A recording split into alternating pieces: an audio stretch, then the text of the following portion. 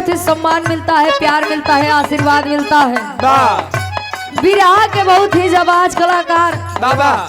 इलाहाबाद में अपनी एक अलग पहचान बनाने वाले अरे वाह बिरहा सम्राट आप परम सम्मानित हेलो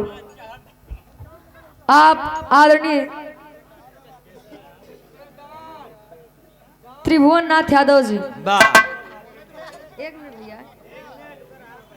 चाचा जी के द्वारा इस भाव को समझते हुए 201 रुपए का महान आशीर्वाद आप सभी के बीच में उपस्थित हुए हैं। हम चाहते कि चाचा एक बार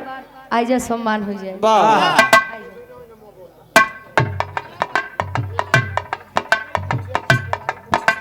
आप आदरणीय परम सम्मानित विजय सिंह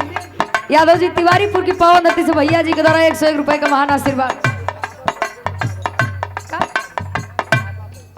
आप परम सम्मानित बाबा भैया 51 रुपए का महान आशीर्वाद। सोना भाग्य लाटिया हो बतावा नंदो के कर दिहल दोनों गालिया पे गाल के निशानिया हो बतावा चुमा के कर दिहल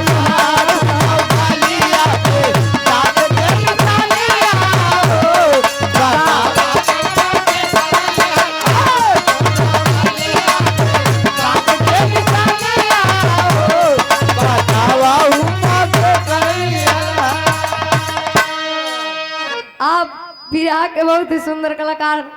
धर्म क्या बड़े भाई सूरज यदुवंशी जी के आप पूजनीय जीजा जी यानी हमारे भी धर्म के जीजा जी आप परम सम्मानित रोहित यादव जी आपकी तरफ से इस भाव को समझते हुए 101 रुपए का महान आशीर्वाद जीजा जी के गोड़ छू के पहली बार आशीर्वाद के चाह रहे कि हम बच्चे अपनी कला में कामयाब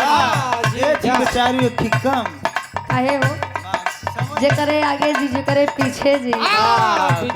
में जा बिरावा सुनाई दहो आशीर्वाद के चाह रहे कि तमाल न समझे खातिर लेकिन महतारी बाबू अपने उस छोटे से बच्चे को समझा रहे हैं ट्रेन पर बैठ के कैसे